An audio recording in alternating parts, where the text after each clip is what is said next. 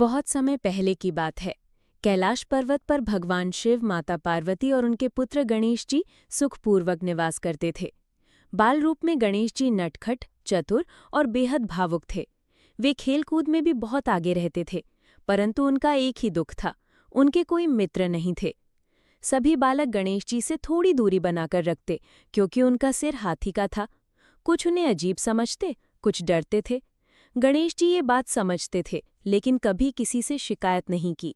वे अकेले ही अपने खिलौनों से खेलते, चित्र बनाते या जंगल में भ्रमण करते। एक दिन गणेश जी जंगल में घूमते हुए एक नन्हे चूहे को एक शिकारी के जाल में फंसा देखे। वो चूहा बहुत घबराया हुआ था और छटपटा रहा था। गणेश जी तुरंत उसकी मदद को दौड़े और बड़ी सावधानी से जाल काट दिया। चूहा आजाद होकर डरते डरते पीछे हट गया। गणेश जी मुस्कुराए और बोले, डरो मत मित्र, मैं तुम्हें कोई हानि नहीं पहुंचाऊंगा। मेरा नाम गणेश है। तुम कैसे फंसे? चूहे ने धीरे धीरे बोलना शुरू किया। मैं जंगल में कुछ खाने की तलाश में निकला था, तभी इस जाल में फंस गया। धन्यवाद कि आपने मुझे बचा लिया। गणेश जी बोले, अब से तुम मेरे मित्र हो, क्या तुम मेरा साथ दोगे? चूहे की आंखों में चमक आ गई। अब तक कोई उसे इतना प्यार से मित्र कहकर नहीं बुलाया था। वो बोला, मेरा नाम मूषक है और हाँ, मैं आपके साथ रहना चाहूंगा।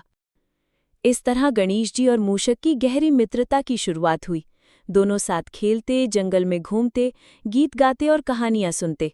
मूषक छोटा था परंतु बहुत समझदार और वफादार था। वो गणेश जी के हर कार्य में मदद करता। एक दिन एक राक्षस गांव में उत्पात मचाने लगा। वो खेतों को उजाड़ रहा था और बच्चों को डरा रहा था। गांव वाले भयभीत थे। जब गणेश जी को इस बात का पता चला तो उन्होंने मूषक के साथ उस राक्षस को रोकने की ठानी। राक्षस ने गणेश जी को देखकर उपहास किया, अरे हाथी के सिर वाले बालक, तू मुझे रोकेगा? गणेश जी मुस्कुराए और बोले, शक्ति आकार में नहीं, संकल्प में होती है। उसके बाद गणेश जी ने बुद्धि और मूषक की चुस्ती से एक योजना बनाई। मूषक चुपचाप राक्षस के पीठ पर चढ़ गया और उसकी आंखों पर धूल डाली। राक्षस चौंका और तभी गणेश जी ने अपने दांत से भूमि पर एक मंत्र खींचा, जिससे राक्षस वहीं इमोबिलाइज यानी कि अचल हो गया। गांव वालों ने तालियां बजाईं। राक्षस भाग गया और फिर कभी लौटकर नहीं आया। उस दिन से सभी बच्चों ने देखा कि गणेश जी कितने दयालु, चतुर और साहसी हैं। अब वे सब उनके मित्र बनना चाहते थे, लेकिन गणेश जी का सबसे प्रिय मित्र मूषक ही रहा। सीख: सच्चा मित्र वो होता है जो कठिन समय में साथ दे, भले ही वो छोटा हो या बड़ा।